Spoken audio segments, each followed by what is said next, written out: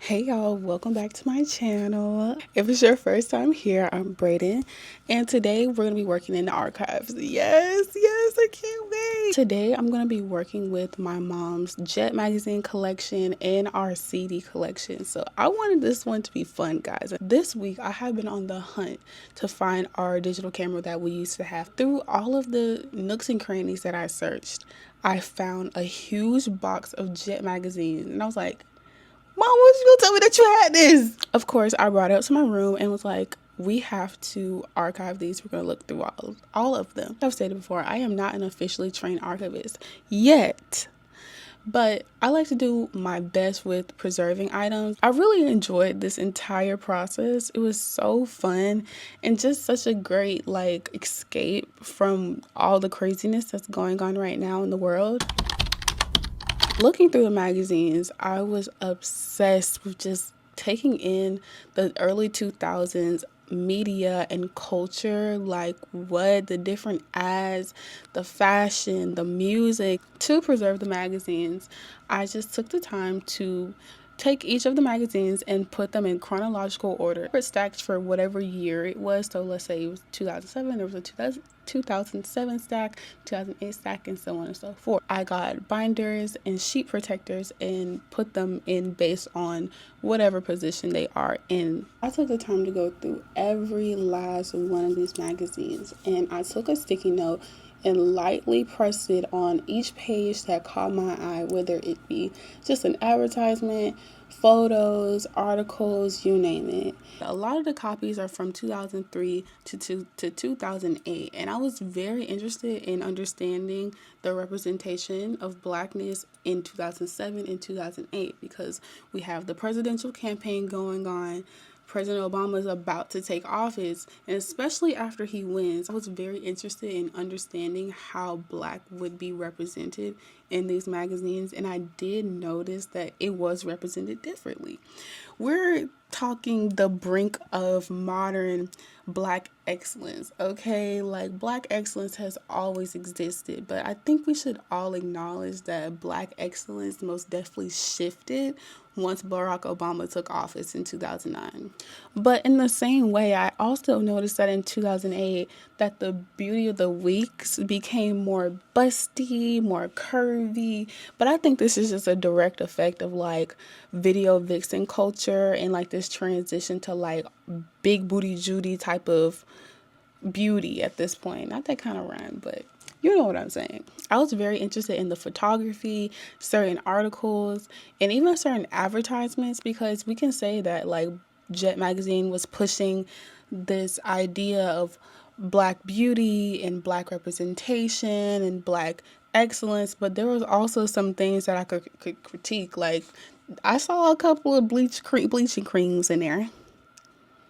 I saw a bleaching cream in there twice.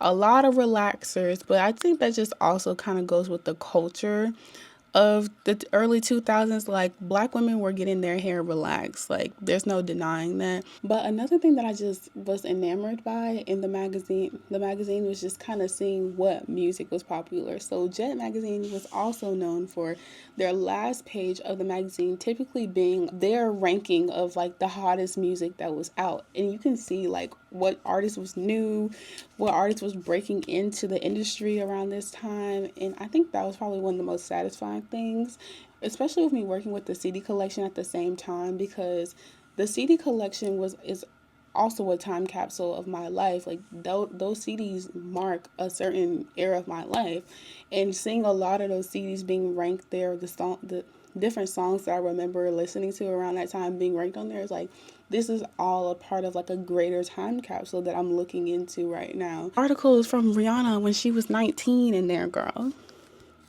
Kelly after Destiny's Child reunion. Bad Habit Kelly. Yeah. I found my mom's huge leather CD case that she kept in our Sequoia. Anytime we was going anywhere, it was in there. And I remember being a child and her being like, "Oh, give me the T.I. versus Tip CD and the King CD." She ran that in the ground, girl. She love a good hood jam. So T.I. versus Tip, Jeezy, Outkast, who else? Rick Ross, honestly, they was already in the CD player because our CD held like 6 different CDs, so they was already in there. Like those CDs like are a very core memory for me. Like it's just that. So when I came across the CD case, I was like, oh my gosh, like I must definitely want to go through them and like preserve them. The way I did this, now this was the hardest one. I did not think this through at all. So I was like, to correctly archive this, I would have to put them by genre. I would have to consider what year they came out and then put them in order. Yeah, so I didn't do that. So what I did to do that, I just took every last one of the CDs out. Yes, I know, it's a lot. And I went on Google Sheets and typed in each artist's name. And then I took each CD and put it back in the case alphabetical order using the sheets. And that's all that I really did with that. I might go back in the future and like, you know.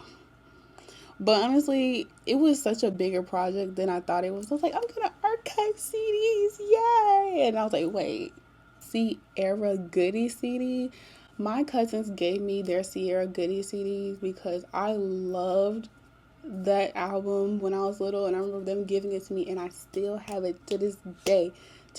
And I scratched that shit up. Like, it is beyond playable now. Like, it can't even be played. That's how scratched up it was. But oh, 1-2 step goodies, yeah, in rotation. I think just one of my favorite things like was just coming across all of the burn CDs. My older cousin Robin used to burn us CDs all the time, and I actually found one of the CDs that she burnt for me that was like my favorite. Oh my god. And it's so scratched up, y'all.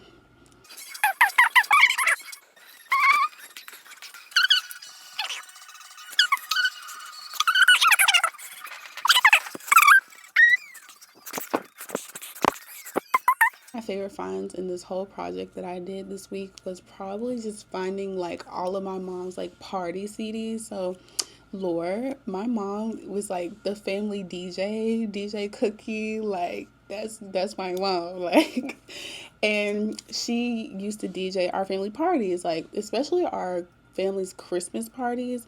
And I just remember like wanting to be there so bad, but they used to have all the kids in one room, and like I remember being like, can I go to the bathroom? Because I wanted to see my aunts and them dance. Like they had their leather jackets on and they was outside. Like my cousin Robin would burn CDs for her for the party. Like she would curate a playlist and then give it to Robin, and my mom would burn like the CD, or Robin would burn the CD for my mom. And I found like 8 of them.